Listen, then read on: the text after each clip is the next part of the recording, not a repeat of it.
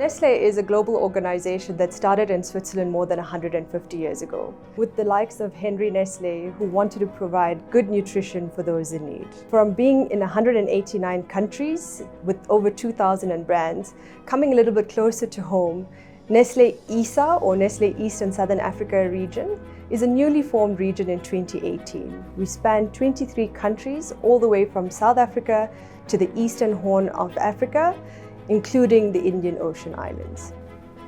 Because of the dependency on agriculture and the changes in climate, we are starting to see changes in weather pattern that is affecting crop.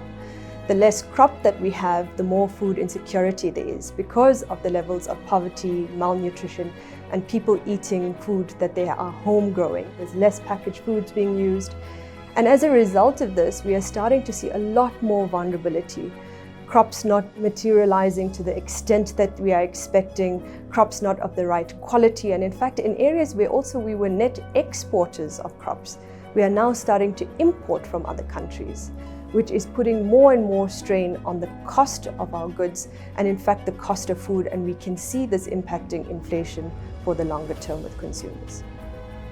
You start to talk about sustainability and you talk about packaging, there's a lengthy process that goes in, because it's not just about providing recyclable packaging. It's about providing recyclable packaging that is designed for recyclability. So from the time we actually design a product to the time we execute the product is already made to be recyclable.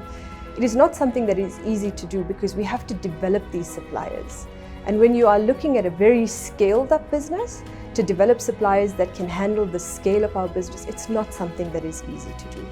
But Nestlé has undertaken to be able to do all of our zero single-use plastic towards the end of 2025. And in fact, we have multiple global sustainable goals that we have put in place when it comes to sustainability. So first and foremost, from our development of our manufacturing processes, we are starting to move towards net zero. By 2025, we will be at net zero. This is a commitment that Nestlé has made globally. And in fact, if you start to look at a lot of our manufacturing processes here in ISA, we are already on that journey and well towards that journey. So it starts off with having a product, and Nestlé being a company that really is interested in bringing good nutrition, it all starts with fortification.